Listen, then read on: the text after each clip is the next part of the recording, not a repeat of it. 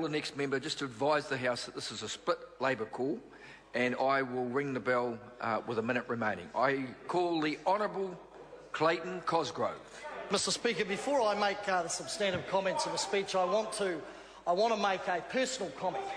And the personal comment, Mr. Speaker, is this: that as is well known, in respect of Sky City, I attended a corporate box function, as is well known.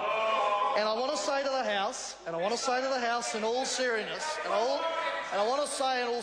sir, that it may come as a shock to some people here, but like other members, I have attended and received hospitality from Federated Farmers occasionally. I've received and attended hospitality from Sky TV occasionally.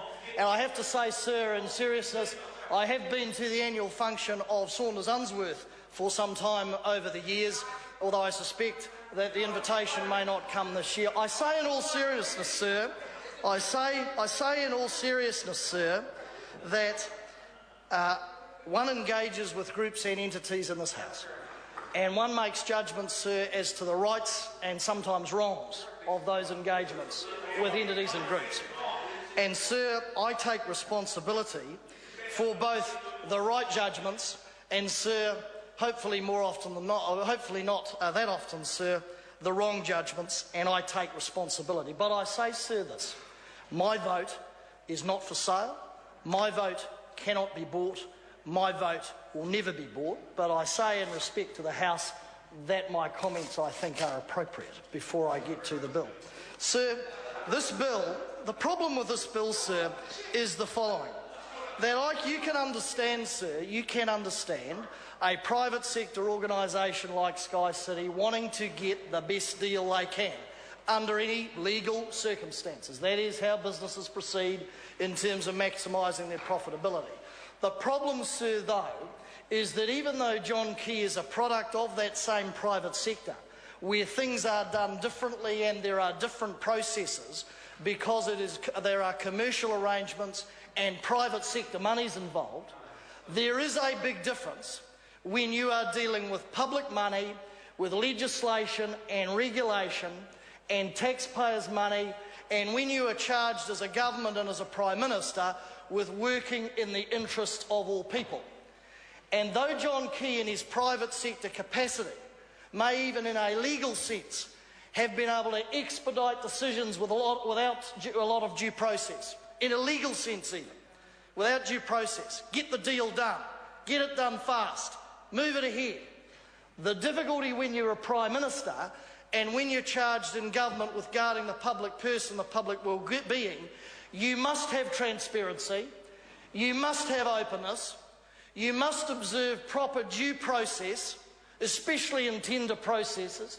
You cannot express a preference for one group against another, and you must leave key decisions that are delegated to officials to keep them out of the sticky fingers of politicians, to avoid some of the challenges and allegations which Mr Robertson has put to the government. You must observe those public sector processes. And the difficulty Mr Key has with this dodgy deal, and from the taxpayer's point of view it is, you can't blame the Sky Boys for having a crack, and forgive the pun, but rolling the dice. The difficulty is that Mr Key has failed to guard the well-being of the taxpayers.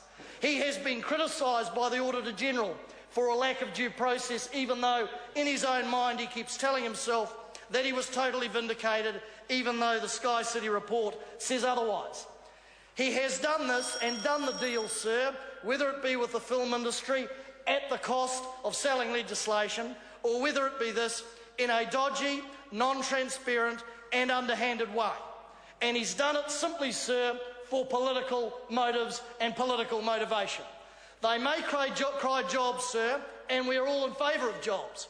They may cry that they want to grow incomes of people, and we're all in favour of that. But you've got to do it openly, you've got to do it fairly, and it can't be a dodgy deal done at midnight with high-level government ministerial intervention which has been deemed inappropriate. Sir, I will oppose this legislation for those reasons.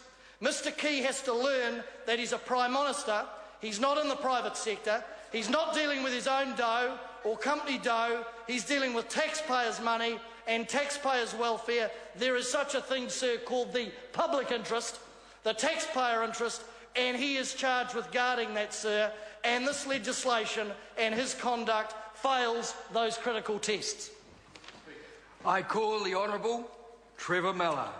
Mr Speaker, I think there are some things that I should put on the record too. I think in 2009 I accepted a couple of glasses of wine at